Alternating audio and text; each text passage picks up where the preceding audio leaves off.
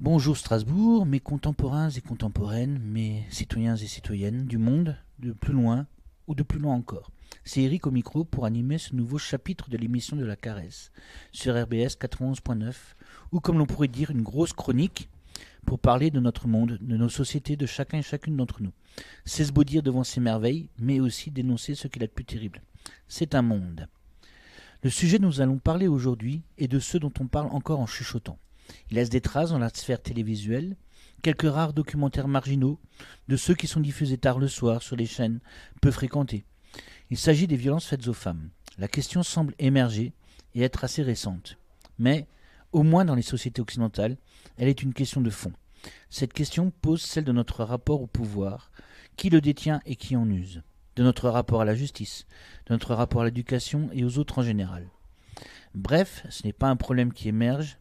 Une simple loi ne suffira pas à le résoudre, mais il faudra bien une transformation de fond de notre société, de nos mentalités, de nos traditions, pour sortir de ce canyon qu'on nous sert comme une ornière.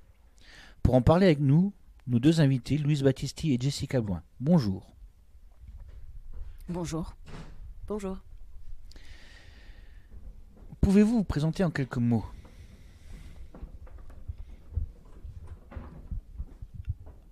Oui, je m'appelle Louise et dans la vie en ce moment je travaille pas, mais du coup je suis engagée principalement sur des questions de droits des femmes, de formation et d'éducation. Je suis Jessica. En ce moment, je suis en reprise d'études en master en sociologie sur une spécialité inégalité-discrimination et j'ai travaillé sur des questions de dynamique collective, d'accompagnement de dynamique collective auparavant, que ce soit dans les collectivités territoriales sur la politique culturelle ou dans le domaine de la participation citoyenne. Voilà. D'accord. Première question, êtes-vous féministe ? Et dans ce cas, qu'est-ce que c'est pour vous le féminisme ? Moi, je me sens féministe, en fait. Il n'y a pas forcément eu un moment où je me suis dit je vais prendre cette casquette et je vais la mettre sur ma tête. Ça s'est fait, ça s'est imposé en moi, progressivement. Pour moi, le féminisme, c'est un engagement pour lutter contre un système, le système patriarcal, à plusieurs niveaux différents. C'est un engagement aussi pour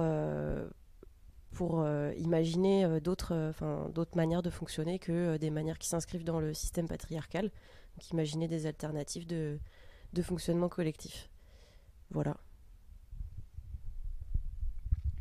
Moi aussi, je me considère comme féministe. Ça fait longtemps. La première fois dont je me souviens, en tout cas l'avoir dit, j'avais 15 ans dans la cour du collège. Et je dis à un gars en face de moi, bah ouais, je suis féministe. Il me fait, bah pourquoi ? Et je lui réponds, mais je veux les mêmes droits que toi.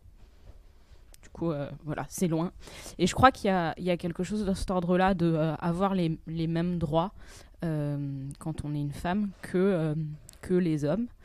Mais plus largement que tous et toutes dans notre société, on puisse avoir les mêmes droits, pas seulement en termes juridiques, mais aussi en droit d'exister, d'occuper l'espace, d'avoir de possibilités d'agir sur notre monde, sur nos vies, sur ce qui nous concerne. D'accord, c'est peut-être une question qui nous envoie directement sur la suivante. Donc on parle de violences faites aux femmes, mais est-ce que c'est une conséquence directe du sexisme ? Ça, c'est une première question. Et une deuxième question, pour préciser un peu, est-ce que vous pouvez nous dire, d'après vous, ce que c'est le sexisme dans notre société ?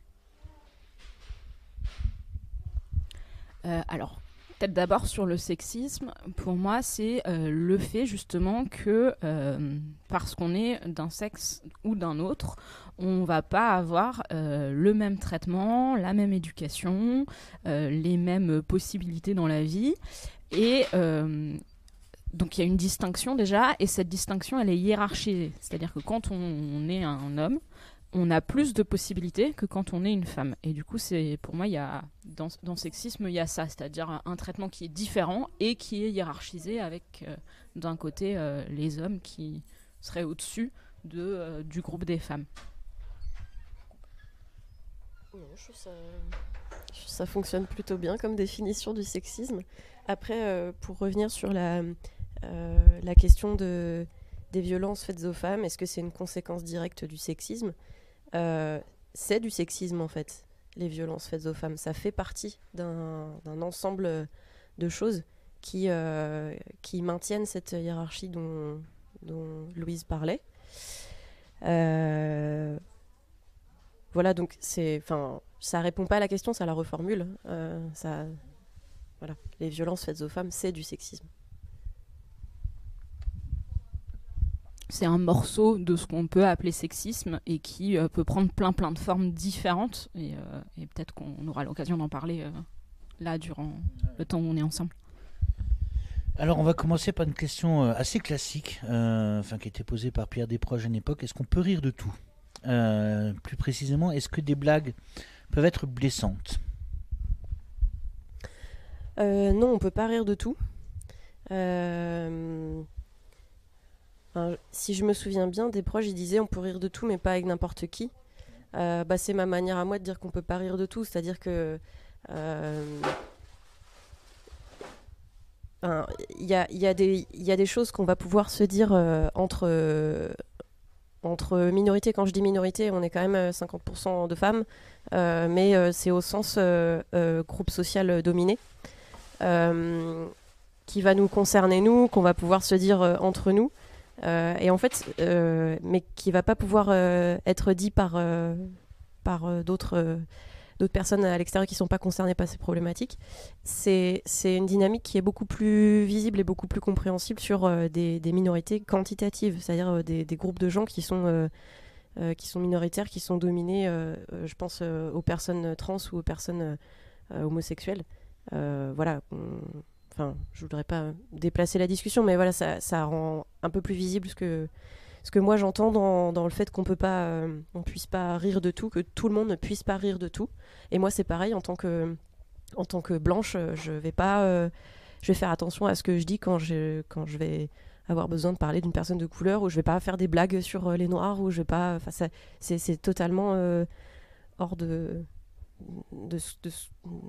mes possibilités, quoi. Je peux pas me l'autoriser. Et est-ce que tu veux ajouter quelque chose ? Les blagues, elles servent à faire rire, et le rire, c'est hyper important. Moi, j'adore rire, mais je crois que je m'entraîne et que j'ai plus envie de rire aux dépens de ceux qui sont déjà les moins bien lotis de notre monde. Et du coup, je préfère trouver des blagues contre les dominants, contre ceux qui ont du pouvoir. Et du coup, aujourd'hui, je considère que j'ai pas envie de rire des opprimés, des dominés ou des minorités, comme le disait Jessica. Ça ne me fait pas rire parce que leur situation de vie est trop grave. Par contre, on peut rire d'un tas d'autres trucs, en fait. Et ça permet aussi d'entraîner notre cerveau à voir le monde d'une certaine manière, et du coup de pas participer à faire passer ce message-là quand en fait on n'est pas d'accord avec ce message-là. C'est-à-dire que si politiquement on défend des choses, dans ce qui peut paraître anodin, ça passe aussi par une attention un peu tout le temps. Et même sans être engagé de manière active et positionnée, je veux dire, c'est...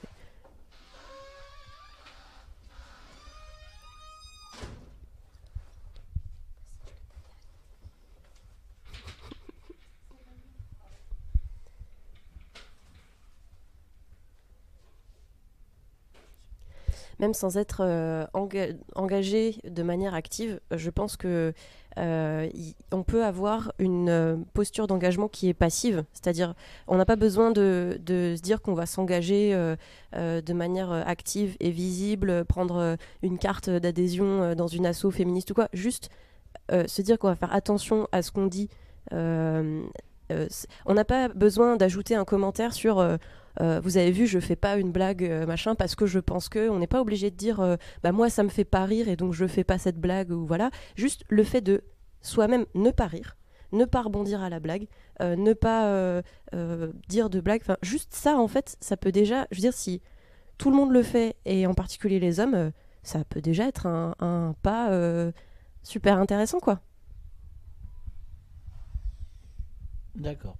Donc du coup, pour résumer rapidement, le rire, c'est aussi ce qui peut provoquer chez la personne dominée encore plus de domination et chez le dominant encore un peu plus de désintérêt par rapport à la personne.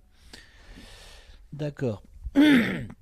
Alors, blagues et gros mots, est-ce que ce sont les seules paroles qui agressent? Est-ce que vous avez déjà vécu des situations, vous ou d'autres femmes, où vous êtes senti plus menacé, même si c'est resté que des mots? Oui, plein. Alors, les paroles qui agressent, elles sont de plein de types différents. Et du coup, il y a toutes ces fois où on se fait simplement couper la parole. C'est-à-dire on est en train d'essayer de formuler une idée ou d'avancer un argument. Et en fait, on se fait juste couper la parole. Moi, ça m'arrive assez régulièrement, principalement par des hommes qui, du coup, coupent la parole. Alors ça peut paraître anecdotique, mais en fait, quand à chaque fois qu'on essaye de formuler une idée ou qu'on est en train de parler, on est coupé, en fait, on peut jamais aller au bout. Jamais on peut finir une phrase. Et du coup, c'est super désagréable et ça empêche notre parole d'exister dans des espaces collectifs. Et du coup, c'est encore une manière qui provoque que les hommes gardent le pouvoir dans ces espaces-là, puisque dans cet enjeu-là, la parole est un pouvoir. Oui. Ça, du coup, c'est un exemple. Enfin, moi, je pense à d'autres situations. En fait, les blagues et les gros mots, c'est là-dessus qu'on a commencé. Et la distinction, je pense que dans la question que tu poses, elle se fait sur la vulgarité que ça embarque. Et il y a des paroles qui sont très élégantes et qui sont très, très humiliantes. Il n'y a pas besoin d'utiliser la vulgarité pour rabaisser quelqu'un. Et moi je pense à une situation qui m'a vraiment beaucoup marquée, où j'enlevais un pull en hiver en arrivant à vélo et j'enlève juste mon pull dans la file d'attente d'une pharmacie et on me dit derrière, un homme me dit ah, on a droit à un striptease, ce genre de choses. Ou quand on est accueilli, j'ai eu pareil un témoignage d'une amie qui disait qu'elle avait un petit job d'hôtesse d'accueil ou je sais pas quoi, et un homme est arrivé et lui a dit vous me servirez un café mon petit. C'est que des trucs comme ça, et ça nous rappelle qu'on a une place, qu'elle est délimitée, qu'elle est en dessous des hommes, et que voilà, il faut pas prétendre à plus, et que il faut qu'on reste à un endroit où on accepte d'être une petite chose fragile, un objet sexuel et superficiel, et voilà. Peut-être encore sur le fait que ça touche toutes les femmes. Il y a une étude qui disait que 100% des femmes qui prennent les transports en commun à Paris ont vécu du harcèlement dans ces transports-là.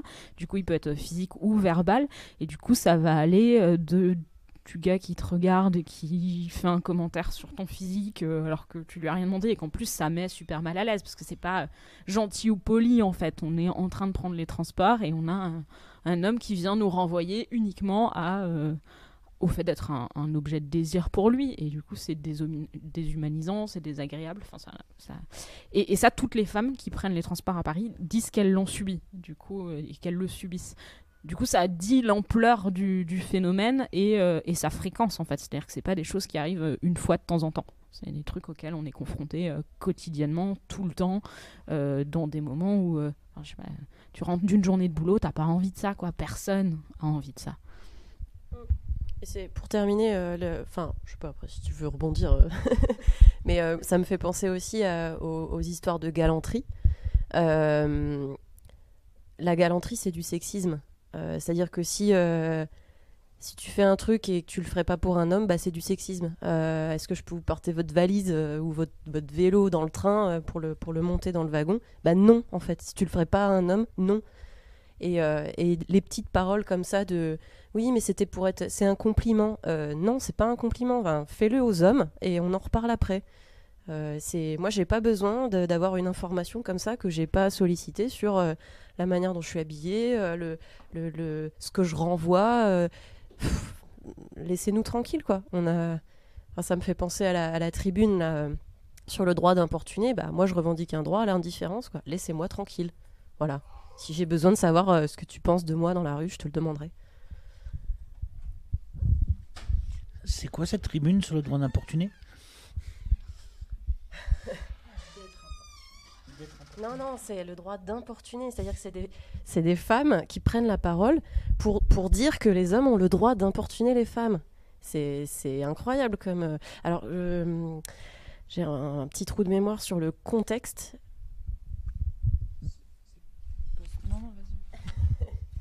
C'est post-MeToo et Balance ton porc, ce grand mouvement.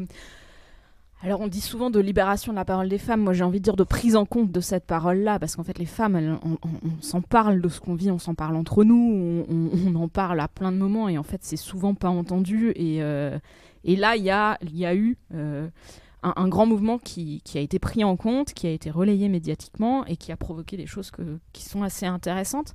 Mais elle a aussi provoqué...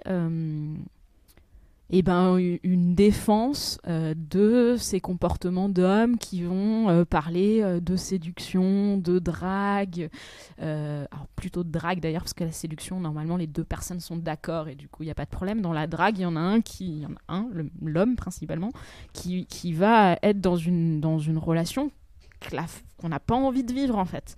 Et du coup, dans ce cadre-là, il y a eu des femmes qui pour plein de raisons, se sont retrouvés à défendre ces hommes qui importunent en disant qu'en fait, c'était normal, qu'ils avaient le droit de le faire, que les empêcher de ça, c'était les priver d'une forme de liberté. Et ça avait fait beaucoup de débats à ce moment-là. Mais le problème, c'est pas tant que cette tribune existe, c'est que les hommes le fassent en fait. Pour moi, pour moi, le vrai problème, c'est que les hommes continuent de considérer qu'ils ont ce droit-là et continuent de nous le faire subir.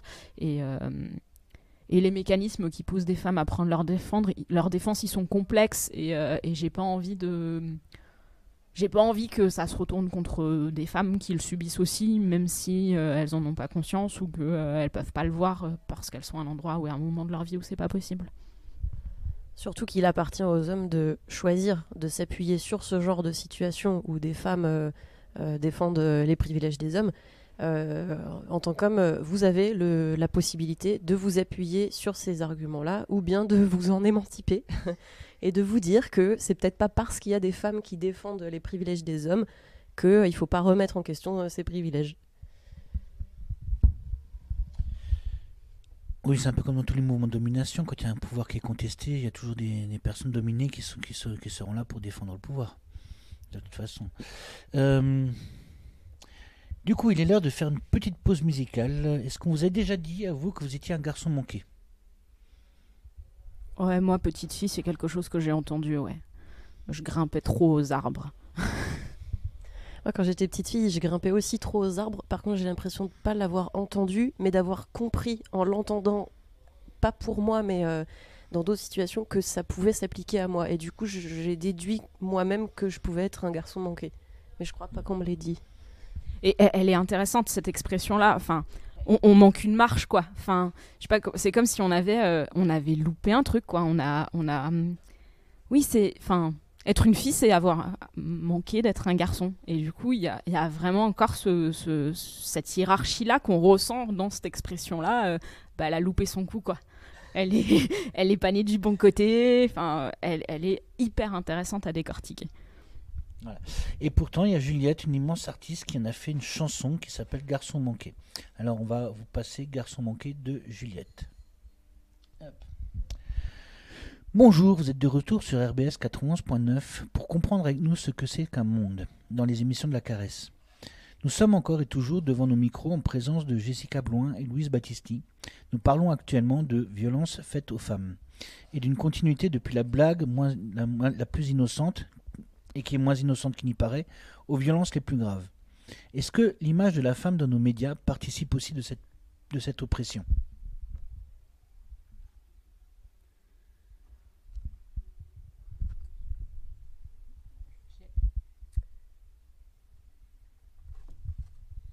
Pour moi, c'est une évidence. D'ailleurs, je sais pas pourquoi on a hésité aussi longtemps à répondre. Oui, c'est évident, et c'est évident pour tous les supports médiatiques. Enfin, de l'image photographique dans la pub jusqu'au film anodin qu'on regarde le dimanche avec des copains et des copines ou en famille. Je crois que les représentations médiatiques des femmes, elles sont stéréotypées, c'est-à-dire qu'elles font rentrer ce qu'est être une femme dans une toute petite case. On aime bien le rose, on aime bien faire à manger, on discute de coiffure de mecs et d'enfants, et c'est à peu près tout. Alors qu'en vrai, on peut faire tout ça et aimer bien ça, mais on peut aussi faire un tas d'autres trucs. Et le problème, c'est que ces tas d'autres trucs-là sont très très peu montrés, mis en scène médiatiquement. Et en plus, alors ça c'est quand c'est l'ordinaire, quoi, mais en plus il y a plein de moments où cette image stéréotypée, elle va encore plus loin, c'est-à-dire qu'on est mis en scène dans des postures sexualisées pour vendre des yaourts et des machines à laver et des voitures. Quand je dis sexualisé, si on compare comment sont représentés les hommes et les femmes dans l'image de pub, on va se rendre compte que les hommes, ils se tiennent très droit, ils ont un regard fixe à l'horizon, ils sont parfois pris légèrement en contre-plongée, donc ils paraissent plus grands, plus forts.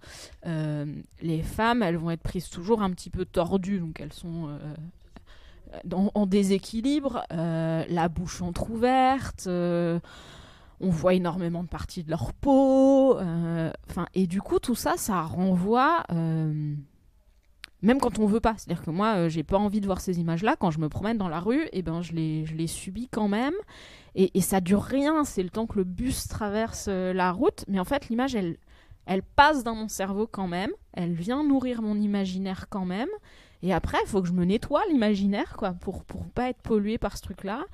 Et pour me dire aux petites filles, dire aux autres femmes et dire aux jeunes femmes, en fait, on peut être une femme autrement, c'est possible, quoi. Et cette vulnérabilité représentée tout le temps, elle vient faire dire aux hommes, bah ouais, allez-y, quoi. C'est ok, allez-y. Et aux femmes aussi, vous êtes vulnérables, vous n'avez pas de moyens de vous défendre, c'est comme ça. Enfin, ça... les derniers éléments que tu viens de donner, Louise, ça me fait penser à une expression qu'on n'a pas encore donnée, c'est celle de culture du viol. Quand on a là je pense à des publicités, je me souviens plus de la marque et peu importe, ça leur fera pas de pub, des publicités pour des habits, des accessoires de mode, etc. Et où on voit une scène, il y en a plusieurs, c'est décliné sur plusieurs types de scènes, où il y a 3 ou 4 mecs qui sont autour d'une femme qui est au sol et qui est contrainte au sol. on comprend qu'elle se débat. Voilà, ça part d'une image où la femme elle est seule et elle est dénudée, vulnérable, en attente du désir de l'homme, etc. Jusqu'à des images où c'est des images de viol, quoi. De situations d'agression et qui sont déployées de manière... Enfin, il y a une récurrence, c'est ce que Louise, elle disait. On parlait pendant la pause de matraquage médiatique. Voilà, c'est exactement ça. C'est cette récurrence à plein d'endroits différents, dans la pub, à la télé, dans les magazines, sur les images fixes, sur les images en mouvement, au cinéma. Le cinéma, grosse usine de propagande. C'est... Voilà... Je ne sais pas si on a déjà évoqué cette notion, mais quand on parle de continuum, il y a vraiment ça aussi, quoi. C'est plein de degrés de violence différents. Enfin, c'est plein de types de messages différents qui se renvoient à un même socle de signification, de valeurs et d'attendus, etc.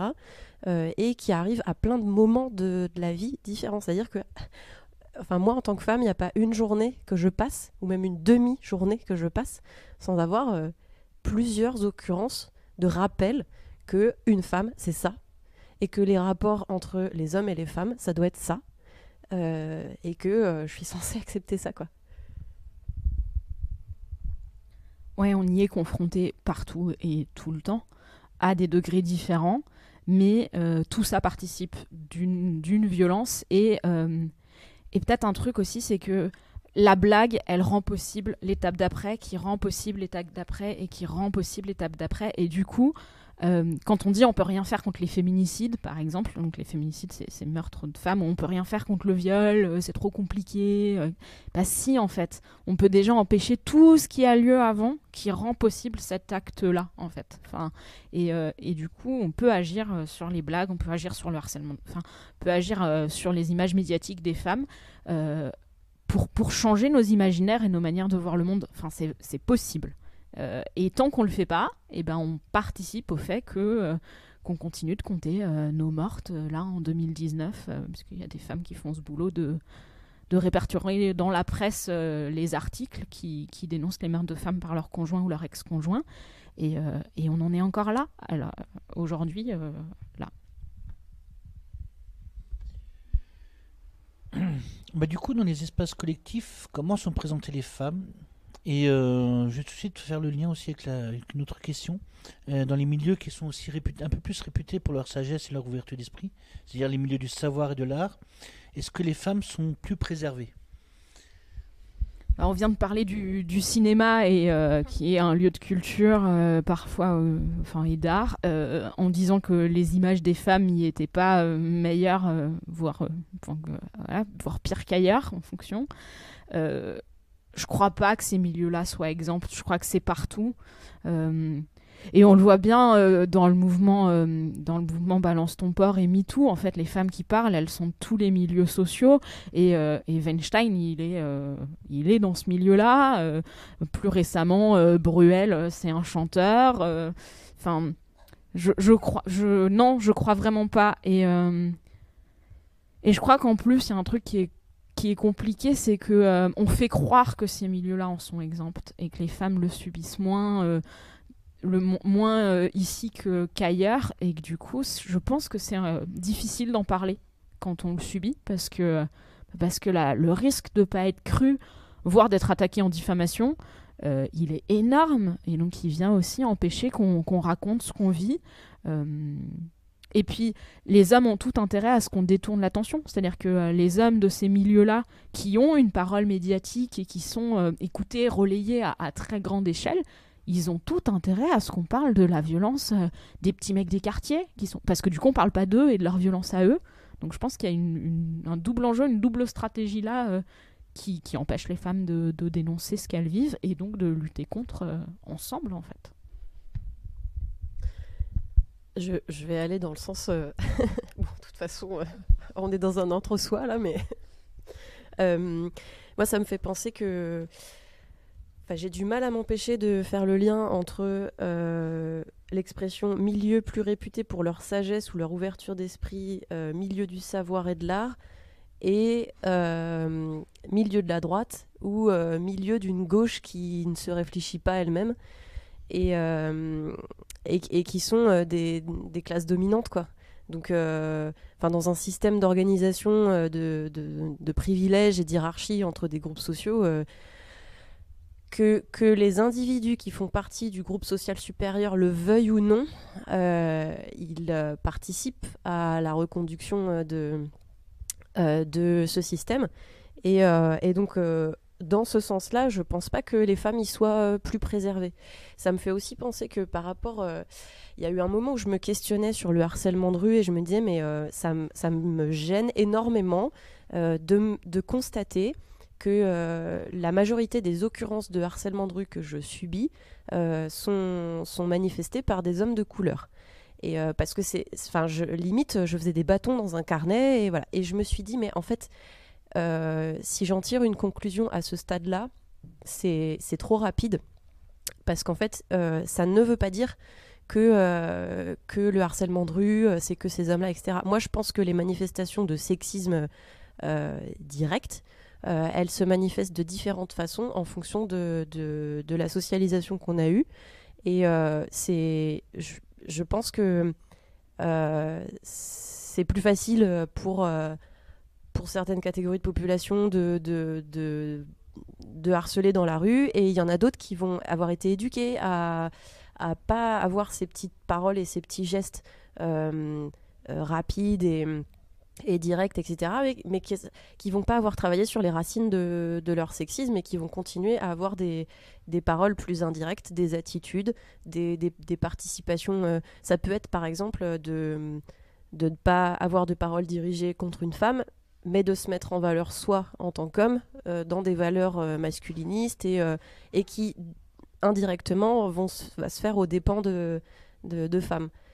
Et du coup, je me suis dit, bon, bah voilà, les manifestations de sexisme, elles sont différentes en fonction des classes sociales.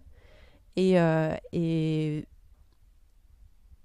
enfin, moi, j'en suis arrivée à la conclusion que je me sens pas du tout préservée en allant à un colloque universitaire ou à un vernissage d'expo ou en dînant avec des gens de la haute ou quoi. Au contraire, c'est une violence qui est plus vicieuse, je trouve, parce qu'elle est plus difficile à pointer, à mettre en visibilité, à publiciser et du coup à dénoncer, à travailler, etc. Enfin, c'est plus compliqué parce qu'on est face à des réactions d'adaptation du patriarcat aux résistances que le féminisme aura pu développer, aux dénonciations, etc. Il y a une adaptation. C'est comme le capitalisme qui s'adapte en permanence aux résistances qui peuvent lui être proposées. Bah, le patriarcat, il s'adapte aussi. Et on arrive aujourd'hui à... C'est pour ça que le féminisme, je pense, les féminismes ont un peu de mal. C'est qu'on est face à des formes qui sont très subtiles, très divisées les unes des autres. Il y a des mots qui sont posés, les distinctions entre catégorie viol, catégorie agression sexuelle, catégorie ceci, catégorie cela, bah ça fragmente toutes ces choses-là. C'est du politiquement correct, c'est hyper difficile à pointer et à dénoncer. Faut qu'on développe des stratégies encore plus subtiles que la subtilité du patriarcat de droite de la haute. C'est vicieux, ça génère un sentiment d'impuissance qui, pour moi, est plus fort. Et ouais, c'est néfaste, quoi.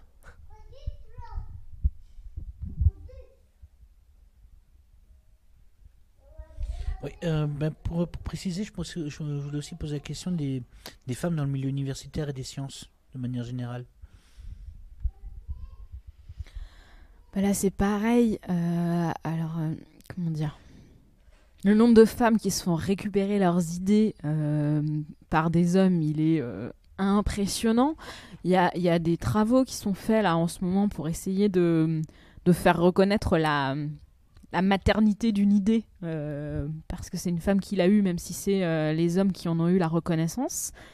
Donc il y a déjà ça. C'est-à-dire qu'on se fait piquer nos idées, comme on se fait piquer la parole, comme on se fait piquer... voilà. Et en plus, tu parlais de socialisation tout à l'heure, c'est-à-dire c'est la manière dont on est...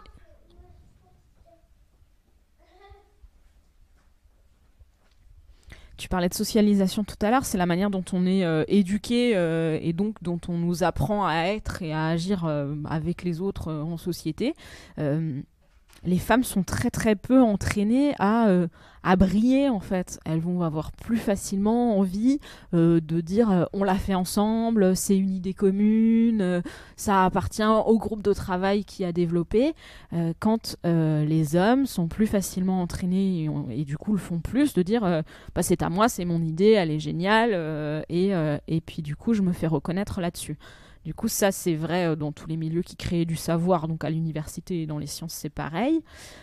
Et en plus, les sciences, c'est un univers pour les hommes. C'est-à-dire qu'on le sait, par et pour les hommes. Et du coup, là encore, c'est compliqué. La production du savoir, on va prétendre que parce que c'est des sciences dites dures, c'est neutre. Mais en fait, ça allait pas. Notre position, notre vécu, il vient aussi influencer dans ces domaines-là. Et du coup, tout ça produit de l'inégalité et reproduit de l'inégalité. Donc je pense que les femmes de ces milieux-là auraient et ont aussi des choses à raconter sur ce qu'elles subissent dans les labos, dans les universités, dans la recherche, c'est évident. D'accord. Alors, on parle souvent de harcèlement de rue. Qu'en est-il on en parlait avant. Je pourrais faire une petite pause et puis nous zapper tout de suite à la suivante. De plus en plus d'affaires de harcèlement sexuel et de viol apparaissent sur la sphère publique. Alors tout d'abord, est-ce que c'est quelque chose de récent ? Et ensuite, quelle est la réception de ces affaires du point de vue de nos contemporains, puis de nos contemporaines ? Et enfin, comment la justice traite ces questions ? Oui, c'est un peu complexe. Mais... je le disais un peu tout à l'heure, quand on dit MeToo et balance ton porc, c'est la libération de la parole des femmes, c'est le moment où on en entend parler. Oui, ça a été un moment, mais en fait, il y en a eu plein d'autres avant. Enfin, moi, j'en ai vécu d'autres et où alors celui-là a été particulier parce qu'il a eu un vrai relais médiatique et je pense que comme il y avait eu des tentatives avant elles ont fait bouger les lignes et du coup il y a eu un truc de l'ordre il n'y a pas le choix, ça prend trop d'ampleur, il faut en parler ce coup-ci. Et ce mouvement-là, il a provoqué des choses. Quand on intervient, moi j'intervenais dans des lycées sur des questions de sexisme auprès de jeunes femmes qui ont entre 15 et 18 ans et de jeunes hommes. Après Balance ton porc et après MeToo, même si elles n'avaient pas forcément conscience de ce mouvement-là, elles avaient du vocabulaire pour nommer leur vécu. Elles avaient des nouveaux mots de vocabulaire qu'elles n'avaient pas avant pour nommer leur vécu. Et Jessica le disait un petit peu tout à l'heure, quand on a les mots pour nommer ce qui se passe, c'est déjà un premier pas dans le fait de pouvoir dénoncer et de pouvoir résister et de pouvoir lutter contre. Et du coup, je pense que ce mouvement-là, il a principalement permis ça. Il a permis un tas d'autres trucs, mais principalement ça. Et aussi le fait de rendre visible que c'est partout, parce que les femmes qui témoignent, elles sont dans plein de milieux différents. Et ça, je pense que c'était vraiment indispensable. Après, historiquement, tout dépend ce qu'on appelle récent, parce que l'affirmation de l'existence du viol conjugal, ça date des années 70, donc je sais pas comment on se situe, et je pense qu'on peut même encore parler d'occurrences, de choses qui se passent bien avant. Je sais pas à quelle échelle de temps on se situe, mais pour moi, c'est pas quelque chose de récent. Ce qui est récent, c'est, comme tu disais, Louis, c'est l'ampleur, l'obligation de prendre en compte la chose, ce qui se passe, la dénonciation, voilà.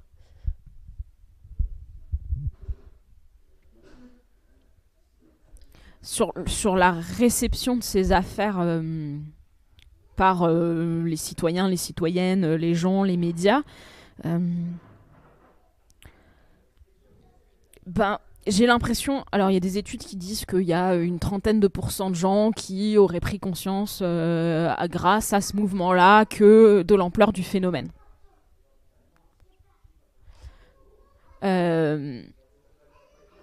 Ok, les autres, ils font quoi ? Il renvoie à la relation interpersonnelle, il renvoie à elle exagère. En tout cas, pour moi, il refuse de voir. Du coup, pour plein de raisons, mais voilà. Du coup, je crois que de toute façon, c'est réceptionné presque en fond. Enfin, en tout cas, le message il arrive presque en fond les personnes. Ça va être différent en fonction du milieu dans lequel on est, du positionnement qu'on a, mais au moins c'est reçu. Et je pense que quand même, il y a des hommes à qui ça a traversé l'esprit de se dire « Est-ce que je vais m'y retrouver ? Est-ce que si je vais voir Balance ton porc, je vais reconnaître une situation où en fait c'est de moi dont on parle ?» Et ça vient changer un truc parce que l'impunité, le fait qu'il y ait quasiment aucune sanction sociale, on parla des sanctions juridiques tout à l'heure, mais le fait qu'il n'y ait aucune sanction sociale, c'est-à-dire que le fait que leurs agressions et leurs violences n'aient pas de conséquences pour eux, en fait ça fait qu'ils ne s'arrêtent pas. Et donc le fait qu'il puisse y avoir des conséquences, c'est-à-dire qu'en fait ils puissent être affichés, même si on ne les reconnaît pas, mais eux ils se reconnaissent, sur un blog qui peut être lu par n'importe qui, dont leur compagne, leur fille, leur mère, et pour moi ça vient jouer un rôle. Alors il n'est pas il n'est pas suffisant, mais il y a quand même quelque chose qui se joue à cet endroit-là.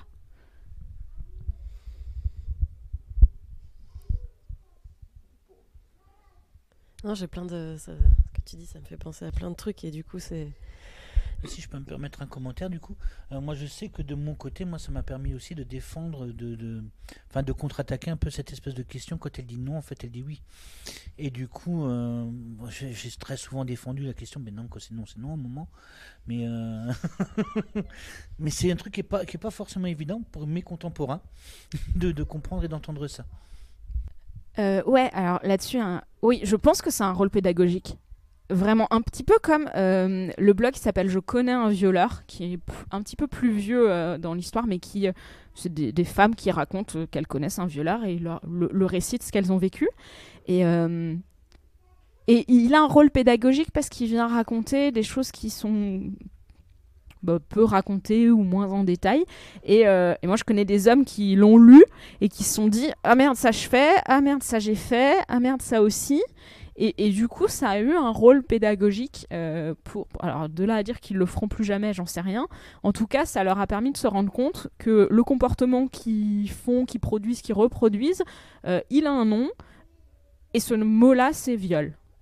Et du coup, le viol, c'est quand même un peu grave. Enfin, il y a quand même un consensus pour dire que c'est un peu... Et du coup, de mettre un vrai mot sur un comportement que eux qualifiaient pas comme ça, ça fait bouger.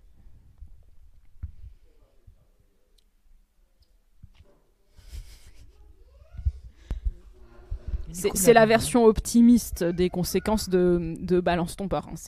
Parce que la version pas optimiste, c'est qu'on a appris il y a quelques jours la condamnation à 20 000 euros de Sandra Muller, qui est la femme qui a initié en France ce mouvement-là. Et elle a été condamnée à 20 000 euros, mais il y a 15 000 euros qui sont du dommage et intérêt pour son agresseur qui avait reconnu les faits. C'est-à-dire elle a un tweet où elle raconte ce qu'il a fait, il a reconnu les faits. Il a porté plainte pour diffamation et elle a été condamnée pour diffamation. Ça ouvre une brèche qui est dramatique en termes de messages envoyés aux femmes sur la libération de la parole. C'est-à-dire que dans l'affaire Beaupin, par exemple, les femmes avaient gagné, elles n'ont pas été condamnées pour diffamation. Et là, on a un jugement pour diffamation qui vient envoyer à l'ensemble des femmes qui parlent, attention, si vous parlez, vous pouvez être sanctionné. Et vous pouvez être du côté, du mauvais côté de la justice. C'est-à-dire que c'est les victimes qui se retrouvent avec, à être condamnées. Enfin, c'est quand même un... Et qui sont qualifiées d'agresseuses, du coup. Et qui, du coup, on inverse complètement la responsabilité. Et c'est hyper grave. Et je vous invite vraiment à aller lire les textes d'analyse féministe, militante et juridique qui viennent expliquer en quoi la diffamation, c'est un outil du patriarcat qui fait taire les femmes. Et c'est hyper grave. Ouais, c'est exactement ça. C'est quand tu disais, il faut voir maintenant. Bon, il y a une publicisation, il y a une publicisation de la récurrence et de l'ampleur des phénomènes de violence faites aux femmes. Maintenant, qu'est-ce qui se passe après ? Et c'est exactement ça. Il y a des choses qui sont intéressantes, d'autres pas. Alors, on a eu le motif d'outrage sexiste qui est arrivé dans la loi. Pour moi, c'est pas suffisant parce que c'est comme les outils d'égalité en droit qui ne peuvent pas être suivis d'une situation d'égalité dans les faits. C'est parce que cet outrage sexiste, il est impossible à mettre en œuvre. Il faudrait qu'il y ait un flic derrière chaque meuf dans la rue pour qu'il y ait des situations de flagrant délit, parce que c'est ce qu'il faut il faut pouvoir prouver qu'il y a eu... voilà. C'est ce qui se passe après, c'est que la responsabilité qu'ont les pouvoirs publics aussi, parce qu'il se passe plein de choses à l'échelle individuelle. Louise, tu parlais des réactions des hommes que tu connais à la lecture des témoignages MeToo, Balance ton porc. Ça, c'est à l'échelle individuelle et il doit se passer des choses à l'échelle des pouvoirs publics, de la réglementation, parce que le changement de mentalité, il peut pas se faire juste sur une juxtaposition d'une minorité d'hommes qui prennent conscience. Voilà, c'est pas eux qui... En plus, je me disais quand tu parlais, Louise, je me disais, mais moi j'ai vu aussi, pas directement, plutôt dans des petites émissions sur YouTube, des hommes qui sont en panique, que ça met en panique et qui sont démunis et qui se disent qu'est-ce qu'on peut faire et je me dis ouais, pour cet après-là, pour le moment d'après, ces hommes-là, ils ont quoi comme outil? Donc il y a ça, il y a qu'est-ce qu'on fait après à l'échelle individuelle, interpersonnelle, etc. Mais qu'est-ce qu'on fait aussi à l'échelle des pouvoirs publics? Et donc pour moi, l'outrage sexiste, c'est pas suffisant. Le fait d'avoir uniquement un secrétariat à l'égalité entre les femmes et les hommes, c'est pas suffisant. Le fait d'avoir comme ça un enchaînement entre une victoire de victime, donc dans l'affaire Baupin, et puis maintenant on risque d'avoir un retour sur un retournement de situation où une victime devient agresseuse. Moi, je pense que c'est parce que elle a sa démarche a lancé tout ce mouvement et que c'est de ça dont elle est punie en fait derrière. C'est le fait d'avoir soulevé tout ce truc-là. Et ça, voilà, toutes ces choses-là qui se passent à une échelle un peu plus macro que les interactions interpersonnelles, etc. Tout ça, c'est pour l'instant pas suffisant et à la limite, dans le cas de la situation de Sandra Muller, contre-productif. C'est une récupération de la situation pour faire un énorme rappel à l'ordre. C'est terrifiant, quoi. Elle a cette capacité du système patriarcal à retourner les situations et à les tourner en sa faveur. Enfin, c'est incroyable. Et je suis vraiment d'accord avec ce que vient de dire Jessica, c'est-à-dire que le rappel à l'ordre des femmes par des moyens juridiques, il est mais dramatique dans ses conséquences sur les femmes, sur la manière dont elles dénoncent, sur comment tout ça peut s'arrêter. Et il y a une vraie responsabilité collective sur ces questions-là, sur comment est-ce qu'on éduque les enfants, les petites filles, les petits garçons, sur comment est-ce qu'on accompagne les adolescents et les adolescentes, sur comment est-ce qu'on forme toutes les personnes qui sont au contact de ces enfants-là, et sur comment on agit sur les personnes qui sont adultes aujourd'hui pour que cesse l'impunité, voire encore pire, le retournement de situation. Et je crois que tant qu'on n'a pas pris la pleine mesure de ces enjeux-là, il y a des choses qui bougeront pas. Mon parti pris à moi, c'est de continuer de célébrer malgré tout les victoires qu'on arrache à ce système-là, parce que je pense vraiment qu'on les arrache et au prix de notre bien-être psychique et physique pour certaines femmes qui sont dans des combats qui durent des années quand elles portent plainte, par exemple pour harcèlement sexuel. La temporalité entre le moment où elles nomment le problème, où elles parfois décident de porter plainte, et elles sont vraiment très peu, l'enquête et le moment où on leur annonce qu'en fait, au bout de 2-3 ans, ça va être classé sans suite, parce que c'est ce qui est fait la plupart du temps sur le harcèlement sexuel au travail. C'est juste inadmissible ce qu'elles traversent avec des professionnels qu'elles rencontrent sur ce parcours-là, qui, dans leur formation initiale, sont pas formés à prendre en compte leurs paroles et à les accompagner, et du coup ne savent pas le faire. Et là encore, responsabilité collective. Pourquoi on ne forme pas les policiers, les gendarmes, les psys, les médecins, les inspecteurs et les inspectrices du travail à prendre en compte cette parole-là? Là-dessus, il y a Muriel Salmona, qui est psychologue et qui travaille sur les conséquences sur les victimes, qui propose de dire il faut reconnaître les conséquences médicales des femmes victimes de violences sexistes et sexuelles comme un problème de santé publique. Et donc déployer les moyens qui sont dédiés à un problème de santé publique. Et je pense que c'est une piste qui est intéressante. Et pour revenir sur ce combat sans fin de ces femmes-là qui trouvent le courage de se lancer en justice et de dénoncer. On vit à Strasbourg une victoire qu'on va fêter collectivement, mais les femmes qui dénoncent... qui ont dénoncé, les 3 salariés de la Maison des associations de Strasbourg, qui ont dénoncé le harcèlement sexuel qu'elles ont subi par le directeur de cette structure, viennent d'apprendre, après quelques mois, qu'il y aurait un procès, qu'il est programmé le 12 novembre. Donc je vous disais tout à l'heure, d'habitude c'est 2-3 ans d'enquête. Là on est à quelques mois, donc la médiatisation a fait une partie de son travail. Et il va être jugé pour harcèlement sexuel dans un tribunal à Strasbourg. Et je pense que ça se fête dans le contexte dans lequel on est après la condamnation de Sandra. Alors, je ne sais pas s'il sera condamné, je ne sais pas ce qui va en sortir, mais le fait qu'on en arrive là, je crois qu'on peut le fêter. même si ça enlève rien de tout ce qu'on dénonçait par ailleurs, on a là 3 femmes qui ont subi des choses atroces, inacceptables, et qui ont fait un chemin extraordinaire pour le dénoncer. Et là, parce que le contexte était propice, parce qu'elles ont eu les moyens, pour plein de raisons qui additionnées provoquent ça, et ben oui, il y a un procès. Et je trouve ça, enfin, c'est bien, quoi.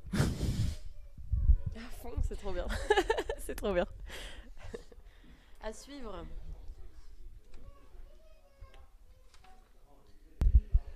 Alors, sur les réseaux sociaux, le terme de féminicide apparaît de plus en plus souvent. Qu'est-ce que c'est un féminicide déjà pour commencer? Qu'est-ce qui le distingue d'un homicide classique? Et pourquoi distinguer les deux? Et dans quelle proportion cela se produit?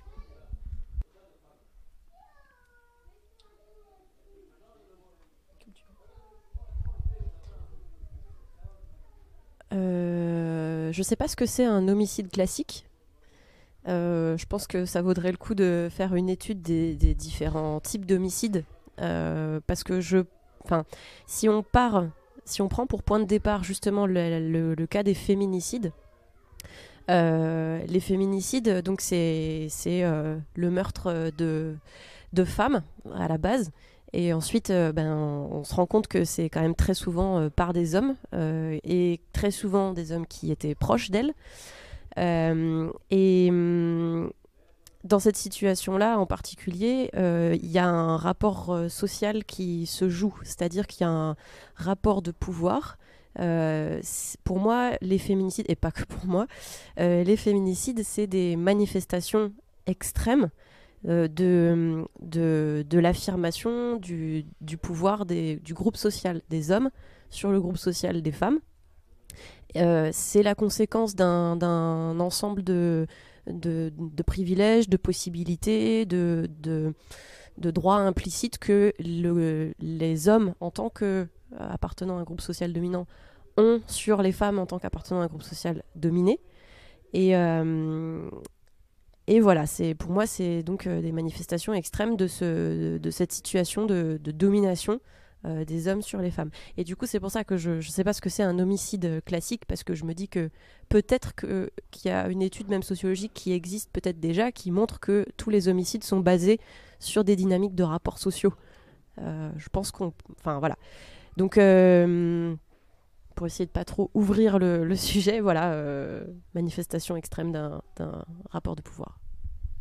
Et là, encore une fois, il y a quelques années, on n'avait pas de mots pour qualifier ce meurtre particulier-là. C'est-à-dire qu'ils existent, mais ils n'étaient pas spécifiques parce qu'on leur reconnaissait pas de spécificité. C'est-à-dire que c'était un meurtre parmi un tas d'autres. Quelqu'un qui tue quelqu'un d'autre parmi un tas d'autres situations où ça arrive. Et il y a eu un vrai travail, principalement de militantes féministes qui accompagnent les femmes qui essayent de sortir de violences conjugales et qui travaillent là-dessus, de dire mais si on peut pas le nommer, de la même manière que si on peut pas nommer une agression, un viol, en fait il se passe rien, on peut pas voir la spécificité du mécanisme que vient de décrire Jessica. Et du coup je pense que c'est super important d'avoir un mot pour le nommer. Et l'autre chose c'est qu'en fait on savait pas exactement, en tout cas en France, quelle était l'ampleur du phénomène. C'est-à-dire qu'on savait qu'il y en avait, mais on ne savait pas combien. L'État ne faisait pas le boulot de les compter, ou en tout cas, il ne les rendait pas publics, et on ne sait pas sur quelle base et comment il les comptait. Et du coup, il y a quelques femmes qui, sur leur temps bénévole, se sont organisées pour s'abonner à des filtres sur Google où on peut et qui du coup reçoivent des notifications à chaque fois qu'un article de presse sort sur internet et qu'il y a des mots qui pourraient renvoyer à ces situations-là, et qui font l'atroce travail de partager ces articles et de compter nos mortes. Ce n'est pas à des femmes de devoir faire ça, c'est pas à nous de devoir compter les autres femmes qui sont tuées par leurs conjoints ou leurs ex-conjoints. Le fait qu'elles fassent ce travail-là, ça a rendu visible l'ampleur de la catastrophe et l'ampleur de... Enfin, c'est une femme tous les 2 jours. Là, c'est une femme tous les 2 jours en 2019, dans des circonstances atroces, avec souvent des femmes qui ont parlé, qui ont essayé de dénoncer et qui n'ont pas été entendus, ni par les policiers, ni par les proches. Et du coup, ce travail de rendre visible ces féminicides, il est indispensable autant qu'il est douloureux. Et il produit, et je crois que ce qui me met en colère le plus et me touche le plus, c'est qu'en fait il produit quasiment rien. C'est-à-dire que les associations féministes et d'accueil de femmes victimes, des solutions concrètes, de moyens concrets, elles en ont plein, elles ont écrit des rapports qu'elles ont envoyés au gouvernement actuel et passé, ça a jamais donné suite, ou de manière très ridicule où on récupère 5 lignes du rapport pour faire dire ce qu'on a envie de dire, c'est-à-dire que c'est pas si grave, en gros. Et là, on nous pond un Grenelle début septembre, en se disant mais il y en aura combien de morts de plus entre le moment où le Grenelle est programmé, et en fait ce qui sort du Grenelle, c'est ce que proposent les assos depuis 5 ou 10 ans. On se moque de nous et on se moque des femmes victimes, vraiment. Alors que dans certaines situations, c'est traité, c'est mis en œuvre. Alors, récemment, un homme qui a été condamné en comparution immédiate à 12 mois de prison pour violence conjugale. Donc c'est que c'est possible. C'est possible et ce n'est pas fait la plupart du temps. Et là, on renvoie encore à une responsabilité collective et c'est inadmissible. C'est inadmissible. Il y a un vrai problème de reconnaissance de ce rapport de domination qui génère ce continuum des violences qui aboutit, dans les cas de gravité les plus extrêmes, à des féminicides. Si tout le système de police, de justice, des médias, de travail, de construction de la loi, si toutes ces sphères-là étaient... peut-être, très concrètement moins marqué par la présence d'hommes et du point de vue des hommes. Bon, ça, c'est une façon de dire les choses, mais même si on reste avec une non-parité un max d'hommes dans ces milieux-là, on pourrait peut-être commencer par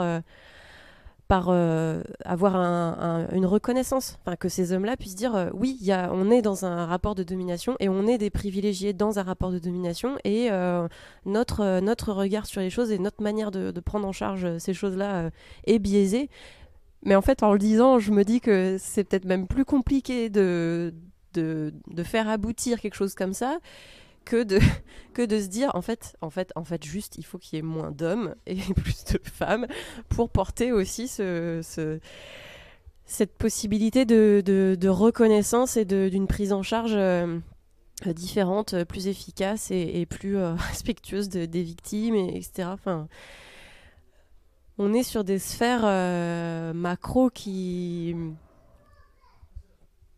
sont masculines, et qui sont patriarcales, et moi ça me désole, et je suis très émue quand Louise parle des féminicides, et en même temps moi ça me renvoie à un système macro qui est marqué par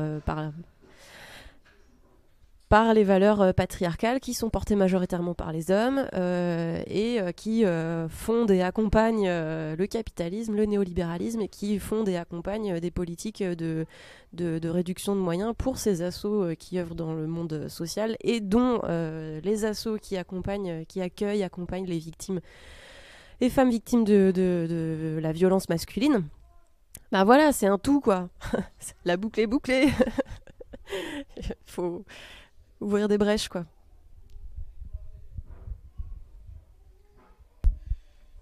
Du coup, se pose la question la plus importante de ce truc-là, c'est en termes de solutions, quels sont les moyens à mettre en œuvre pour que cette violence soit réduite à la plus simple expression, comment agir à tous les niveaux pour éviter cette escalade de la violence.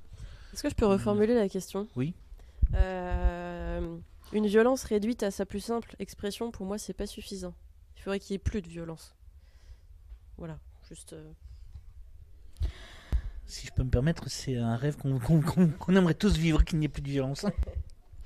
Je crois qu'il y a différents niveaux d'action. J'ai envie de placer en premier la responsabilité collective et politique. Justement parce que de la même manière que sur les féminicides, il y a des associations qui ont fait un boulot extraordinaire et qui proposent des solutions concrètes. C'est le cas sur plein de violences faites aux femmes. Les solutions, on les connaît, en tout cas on en connaît plein, mais il n'y a pas de volonté de les mettre en œuvre, il n'y a pas de moyens financiers pour qu'elles puissent être mises en place. Et du coup, peut-être qu'une manière de faire, c'est de relayer la parole de ces personnalités, de ces collectifs qui proposent des solutions, plutôt que de relayer la parole des agresseurs. Peut-être que les médias ont un rôle à jouer là, dans la manière dont ils traitent l'information et dont ils la véhiculent. Ça, c'est au niveau collectif. Au niveau individuel, on en parlait un petit peu tout du long, mais la question de comment est-ce que moi, en tant que personne, je participe pas à ce que le patriarcat... Alors, de toute façon, il me traverse. J'ai grandi dans une société sexiste. De toute façon, mes comportements sont teintés de tout ça. Mais comment est-ce que, quand j'ai conscience que ça déconne et que ça va pas dans le sens de plus de justice et de plus d'égalité, je participe pas à véhiculer des blagues, des messages, des comportements qui vont pas dans le bon sens.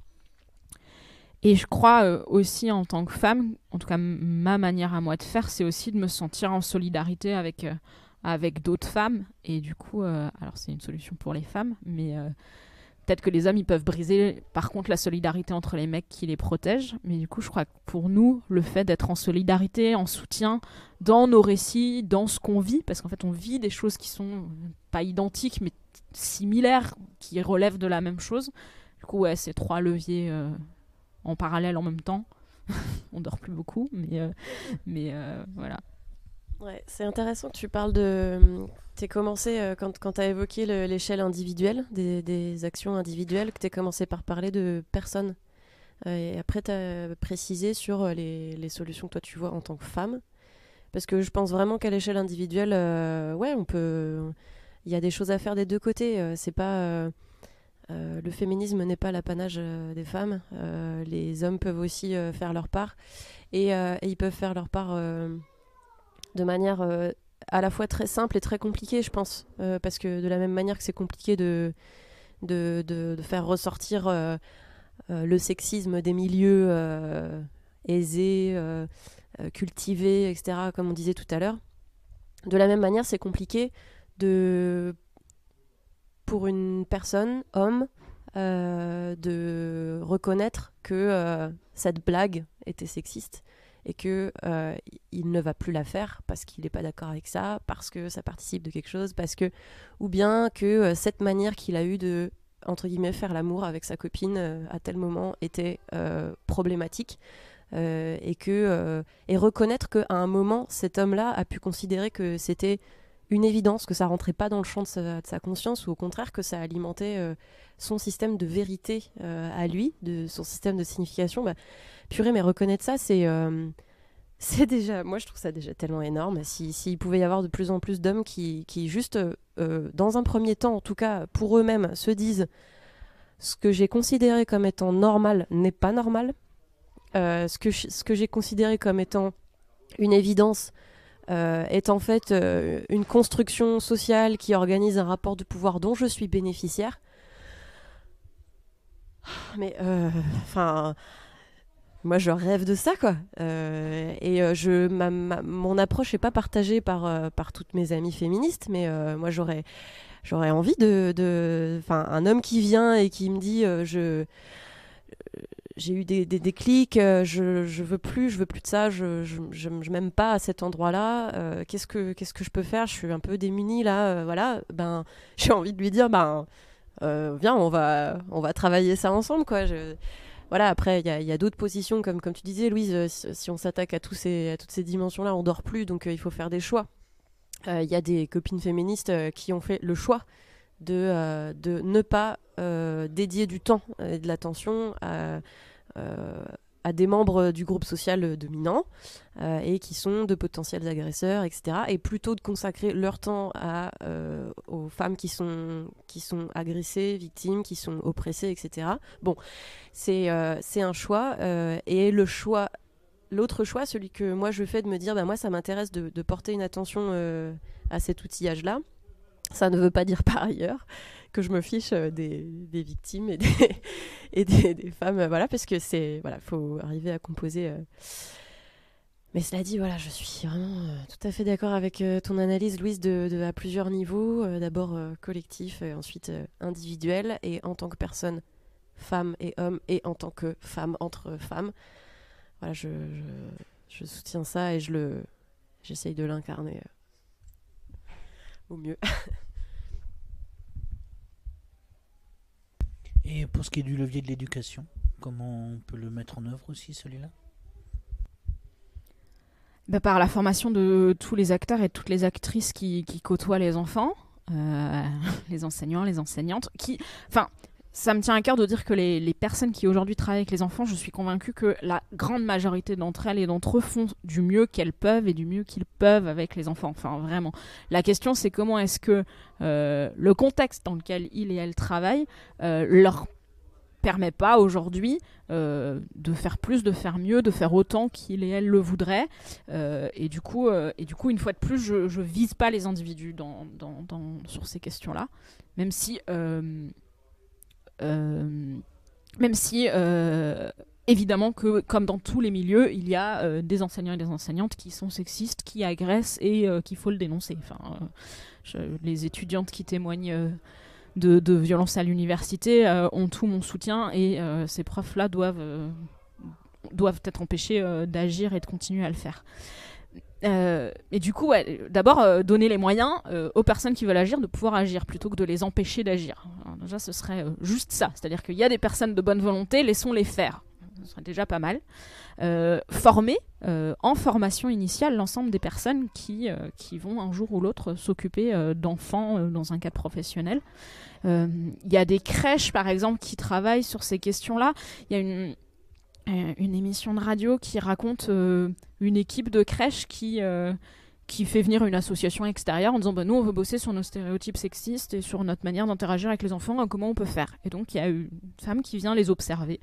Puis ensuite elles ont des temps de réunion où elles se racontent leurs observations, elles se font des retours et elles définissent des outils. Et parmi les outils, il y a des trucs géniaux et c'est pas compliqué. Disent on a arrêté de faire un coin dinette et un coin tracteur, on a mélangé les deux et du coup il y a des Barbies qui font du tracteur. Et donc il y a des petits garçons et des petites filles qui se retrouvent à jouer ensemble. C'est très bête, c'est de l'aménagement de l'espace. Voilà, donc il y a ça. Il y a les surnoms qu'on donne aux enfants. Ils se rendaient compte que en fait, elles appelaient plus spontanément les petits garçons par leur prénom et les petites filles, Louloute, ma puce. Ok, on arrête les surnoms, on appelle tous les enfants par leur prénom. Donc elles ont fait ce boulot-là et elles se sont rendues compte qu'en fait c'était hyper riche dans leur pratique, que ça venait interroger au-delà de la question du stéréotype qui est au cœur de leur démarche, ça venait interroger plein de choses sur leur relation aux enfants, sur ce qu'elles avaient envie de faire en tant qu'équipe et que du coup c'était hyper intéressant. Donc, et pourquoi je parle de la crèche ? Parce qu'en fait les études elles montrent qu'à 2 ans déjà, les petits garçons n'attrapent pas les objets de la même manière que les petites filles. C'est-à-dire qu'à 2 ans, un petit garçon, il prend les objets à pleine main. Les petites filles, elles sont déjà beaucoup plus dans j'attrape du bout des doigts à 2 ans. Donc ça commence tout petit, en fait, cette manière de faire. Je pense qu'il y a un vrai travail à faire avec les enfants sur avoir le droit d'être qui on a envie d'être et de devenir qui on a envie de devenir au-delà de ce qu'on projette nous sur les petits garçons ils doivent être comme ça, les petites filles elles doivent être comme ça. Voilà, du coup je pense que là-dessus il y a plein de choses qui sont possibles et qui fonctionnent dans les endroits qui travaillent dessus. Il y a plein de récits de réussite d'écoles qui se sont posées la question et qui trouvent des solutions et qui sont hyper imaginative et révolutionnaire là-dessus. Et en même temps, la question, elle est pas récente. Des pédagogues qui sont posés la question de l'égalité d'éducation entre les filles et les garçons, il y en a un certain nombre. Robin, Pezzalotti, enfin voilà, les pistes de réflexion, elles existent en plus. Et du coup, je pense qu'il y a un enjeu politique de donner des moyens à ces personnes-là et de laisser les bonnes volontés faire et de former les gens en formation initiale. Voilà, un mot de la fin peut-être.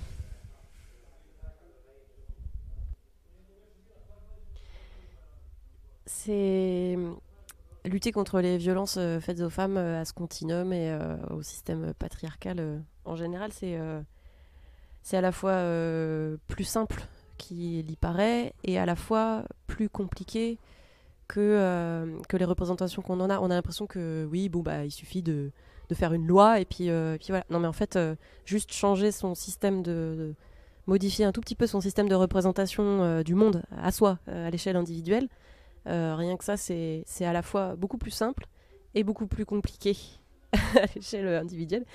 Et moi, j'aimerais bien, je fais le lien avec ce que tu viens de dire de laisser les bonnes volontés se déployer et agir, etc. Ben, moi, j'aimerais bien qu'on évolue un peu sur la vision non pas du féminisme, mais des féminismes, et qu'on nous laisse un peu tranquilles, parce que les violences, les faits sont avérés, les occurrences, l'ampleur du phénomène, etc. Donc maintenant... que à chaque fois qu'on dise qu'on essaye d'œuvrer un peu là-dessus, on y dise ah t'es féministe et du coup ça embarque tout un tas de trucs. Je me dis j'aimerais bien qu'on se calme là-dessus quoi. Enfin... Ouais, moi je crois que j'ai envie de finir en ayant énormément de reconnaissance, un espèce de grand merci à toutes ces femmes qui œuvrent tout le temps à plein de moments dans leur vie, à plein de niveaux différents.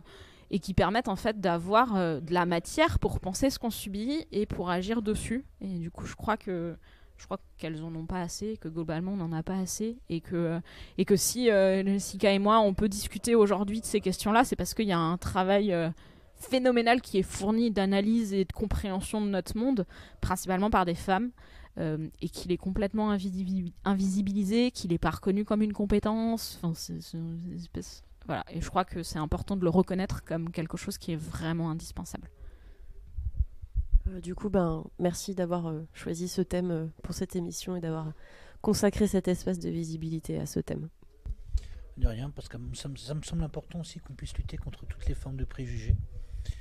Enfin, déjà, reconnaître les préjugés, c'est déjà lutter contre. Mais voilà.